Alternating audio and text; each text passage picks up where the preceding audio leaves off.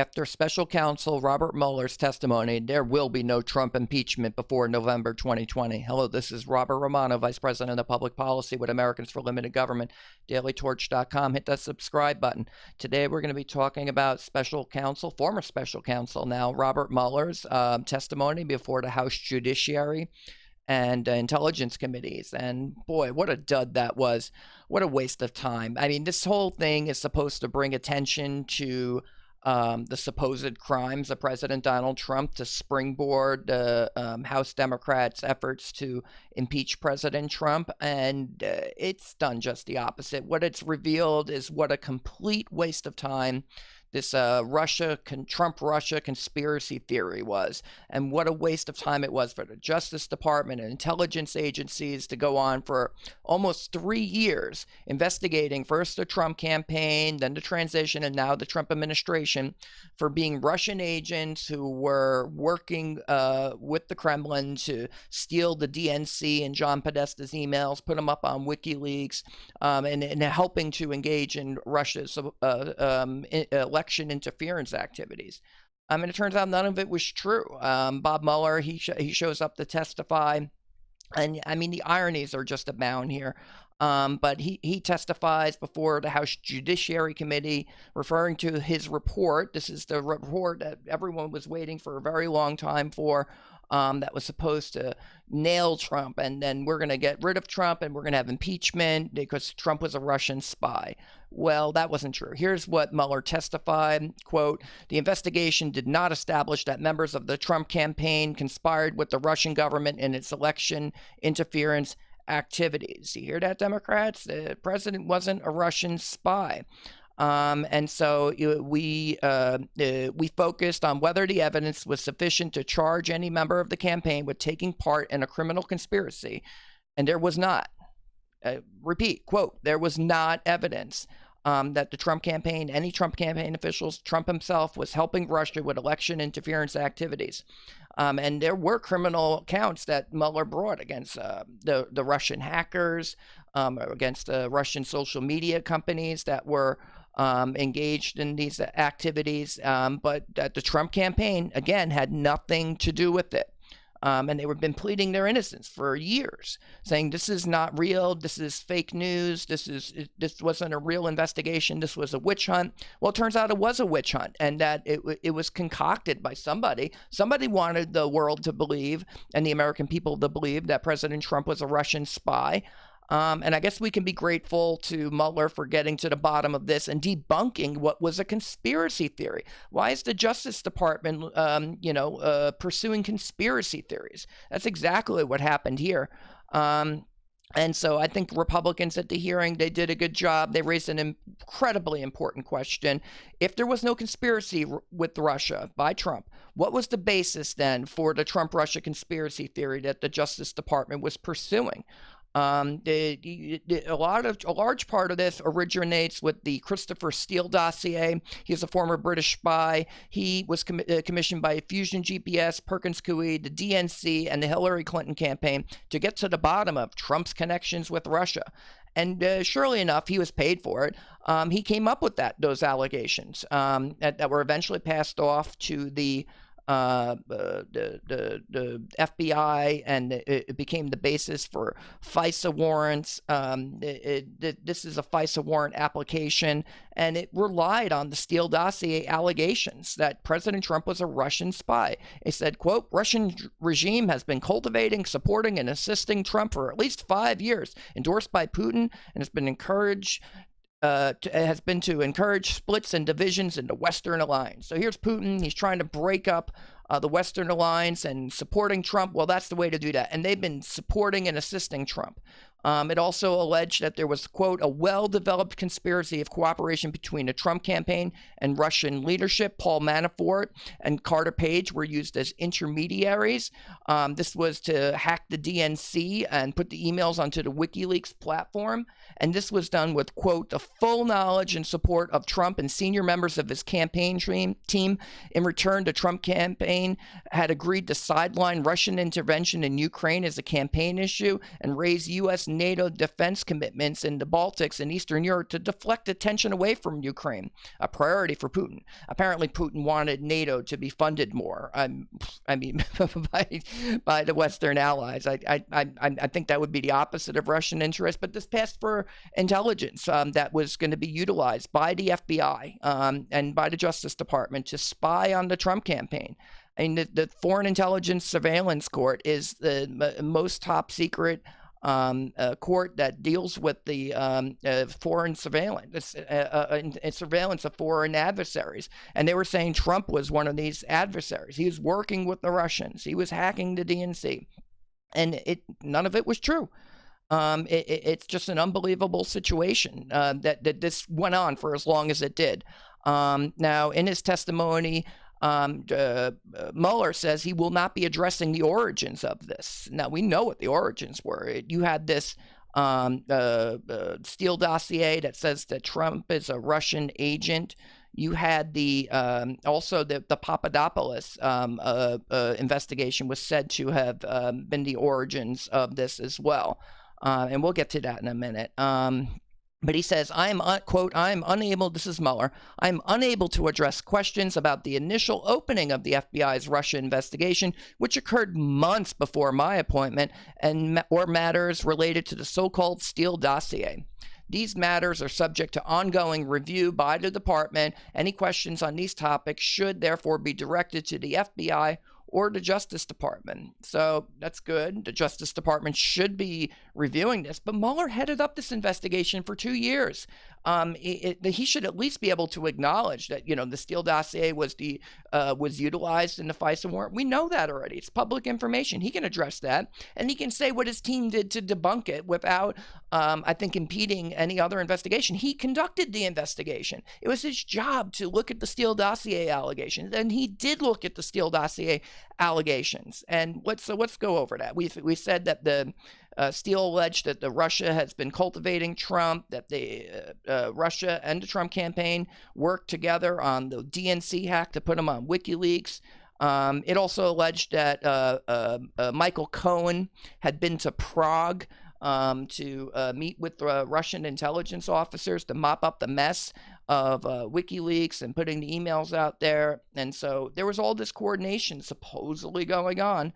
But then you start reading the Mueller report after all this is done, after all of that, after all these allegations, after all of these members of Congress and media sources swearing up and down that Trump was a Russian agent and that we had elected basically a Manchurian candidate in 2016.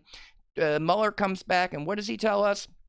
Quote, the office did not find evidence likely to prove beyond a reasonable doubt that campaign officials such as Paul Manafort, George Papadopoulos, and Carter Page acted as agents of the Russian government or at its direction, control, or request during the relevant time period. Ouch. It's like this up and down. They talk about Michael Cohen here. This is the Mueller report on page 351 if you're looking at the PDF. Quote, Cohen had never traveled to Prague and was not concerned about those allegations that were provably false. Ouch. You mean Michael Cohen didn't go to Prague? He wasn't meeting with Russian agents? Well, he couldn't have been because he wasn't in Prague. So therefore, there were no meetings with Russian agents. They couldn't have happened. Let's moving on here. You have the George Papadopoulos is claimed to have been the origins of this in late July 2016. Soon after WikiLeaks' first release of stolen documents, a foreign government contacted the FBI, that was Australia, about a May 2016 encounter with Trump campaign foreign policy advisor George Papadopoulos. This was about Clinton emails. The information prompted the FBI on July 31st, 2016 to open an investigation on whether individuals associated with the Trump campaign were coordinating with the Russian government in its interference activities. Okay, moving on.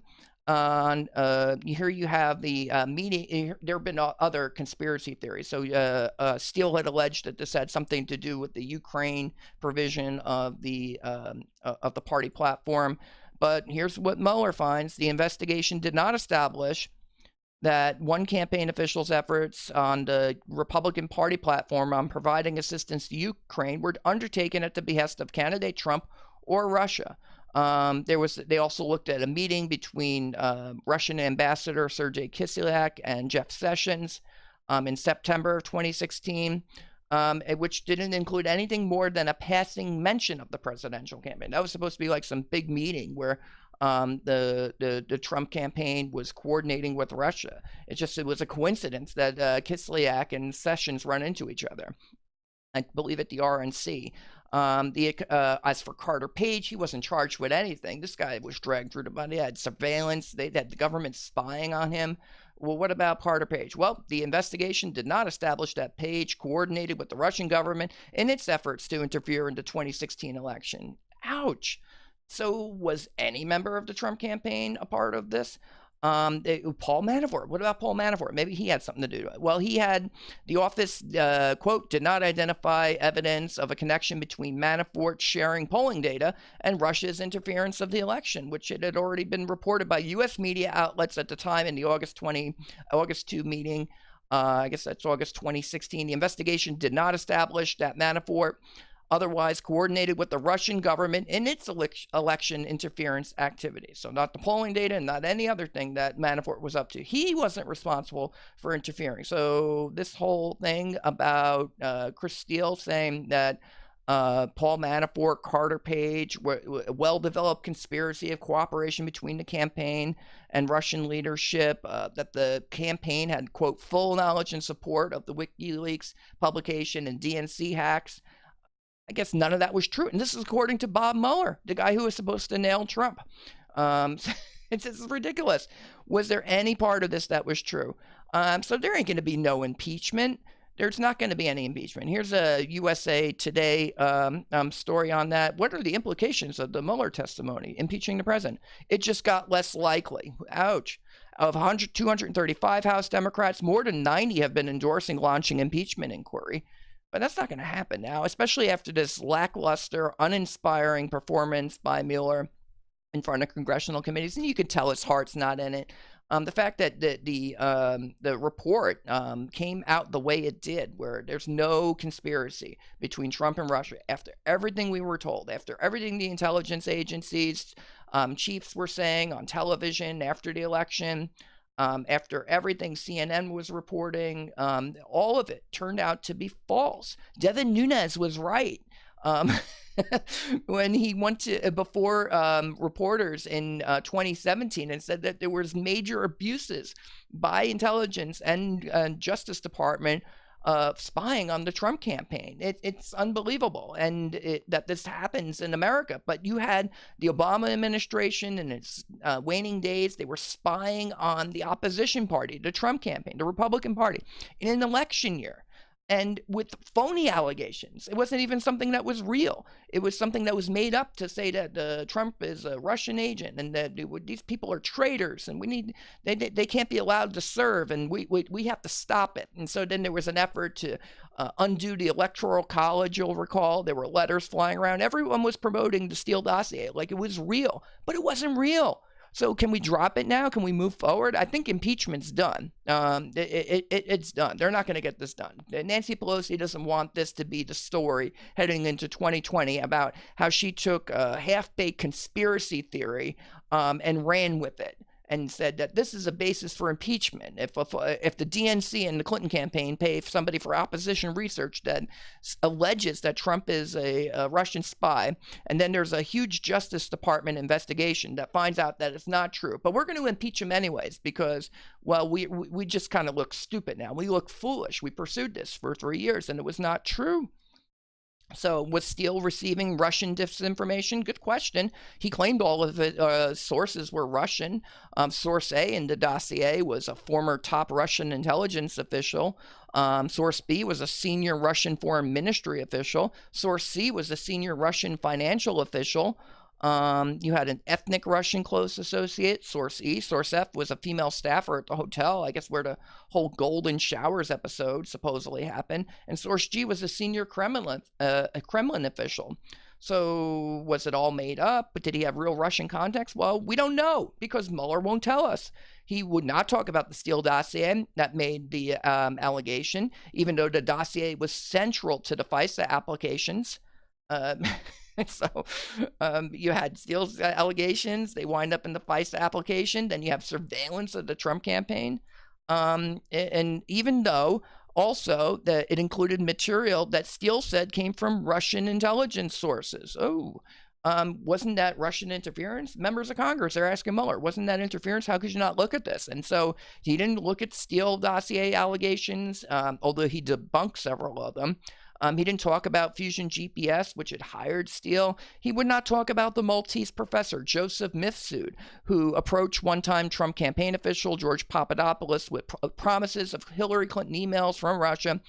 But he's been revealed to have been connected to Western intelligence agencies, not Russian intelligence. And I think that this is reporting from John Solomon. He's been looking at the Joseph Mifsud connection, and Papadopoulos all along has been saying, I don't think Mifsud was a Russian agent.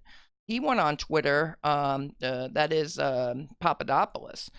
He went on Twitter and he was saying that a woman in London who was the FBI's legal attaché in the UK encouraged me to meet Joseph Mifsud in Rome in March of 2016.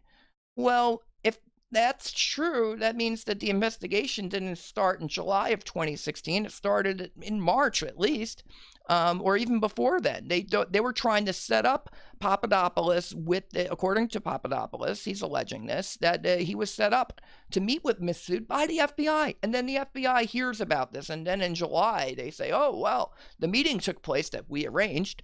That must mean that Papadopoulos and Trump are coordinating with Russia. I mean, was this some sort of sting operation?